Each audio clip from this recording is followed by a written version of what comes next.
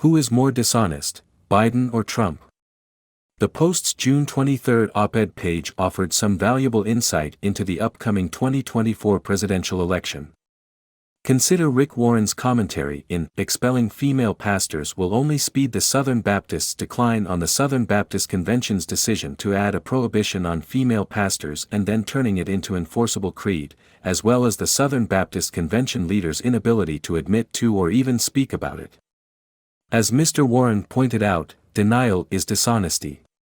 On the same page, Jim Garrity wrote about President Biden, specifically his son Hunter's myriad personal failures, numerous family members using the Biden name for fun and profit, and Mr. Biden's inability to admit to it or even speak of it. Biden is living in denial, and that is no way to govern.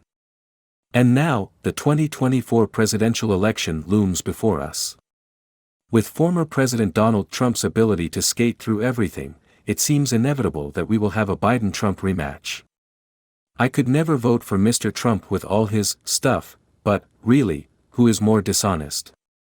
And don't we hope for some degree of honesty in our president? Perhaps the Republicans will offer a reasonable candidate whom I could consider. Otherwise, I will hold my nose and vote for Mr. Biden and feel a great sadness that our politics and politicians have led us to this level of despair in a choice between these two.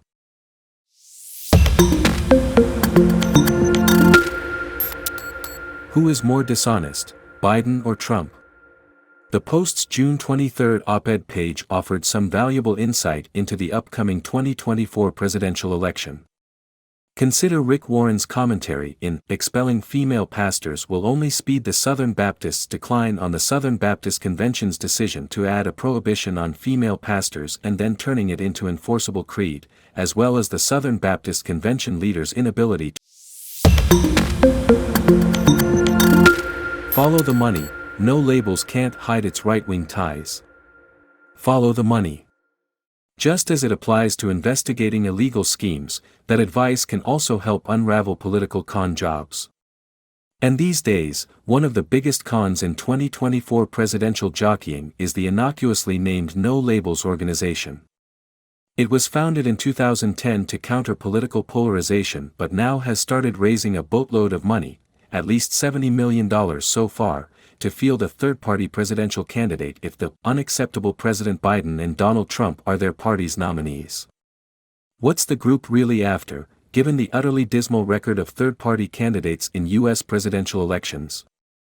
As an analysis by the moderate Democratic think tank Third Way has shown, No Labels doesn't get close to the necessary 270 electoral votes in any remotely rational scenario. But the group has drawn up a fantasy map showing 40 states it supposedly could win. Members of the Democratic coalition are alarmed. 3 of their leaders wrote in a recent Post op-ed that No Labels is obviously targeting blue states and Democratic voters because on the map 2/3 of its electoral votes would come from Biden states. No Labels insists it isn't a Republican front group. But it won't reveal its donors despite complaints about the lack of transparency. No Labels is essentially running a presidential campaign without the requirements that apply to formal political parties, namely disclosures, Politico noted last week. Experts in campaign finance law say that the organization is walking right up to the line of what is permissible. Despite the group's insistence on keeping its backers secret, dogged reporting has found strong connections to Republicans. Mother Jones followed the money. It found that CEOs of some major corporations have forked over substantial money to No Labels. And while the No Labels donor list does include a few rich people who have given to Democrats, it tends heavily toward those who contributed millions of dollars to Republican causes, such as past GOP presidential candidates and super PACs connected to Republican congressional leadership, Mother Jones reported. One of the donors provided a big chunk of political cash to Donald Trump, according to the article. No Labels supporters, who mostly made contributions of $5,600 to its 2024 project, appear to favor conservative candidates, though many have played both sides of the aisle, financing Republican and Democratic politicians, Mother Jones found. Sometimes the group's promoters let the cat out of the bag. At a Washington Post live event last month, Joseph I. Lieberman, a no-label booster, former senator from Connecticut and Democrat turned independent, told the interviewer, "I want my fellow Democrats to hear this. A lot of the people who have come in and given us money are Republicans who are just against Trump." What he did not say is that people who want the only candidate with any chance to beat Trump, Biden, give their money to him. Lieberman surely knows exactly what is going on. He was Al Gore's running mate in 2000, when third-party candidates such as Ralph Nader helped hand the presidency to George W. Bush. Mother Jonas David Korn has found that No Labels is associated with some significant Republican-aligned outfits.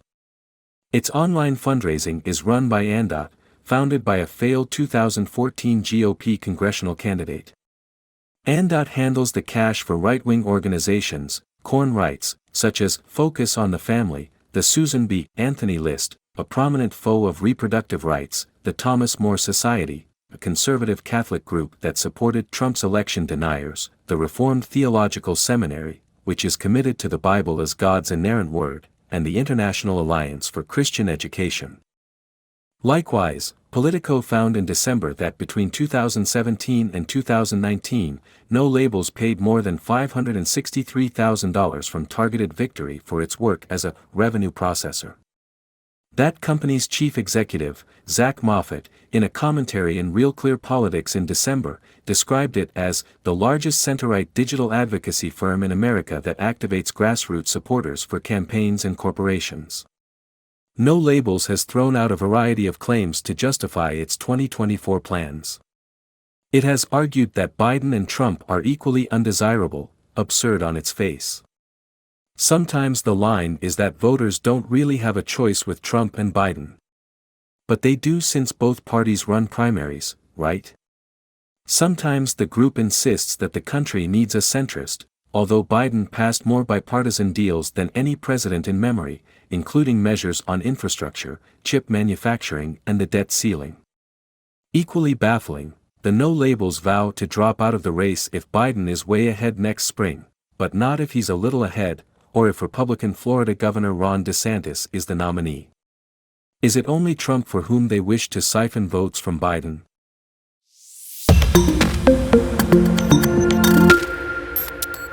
Follow the money. No Labels can't hide its right-wing ties. Follow the money. Just as it applies to investigating illegal schemes, that advice can also help unravel political con jobs. And these days, one of the biggest cons in 2024 presidential jockeying is the innocuously named No Labels organization. It was founded in 2010 to counter political polarization but now has started raising a The Titan disaster shows the effect of human hubris in the deep sea. In the Yoruba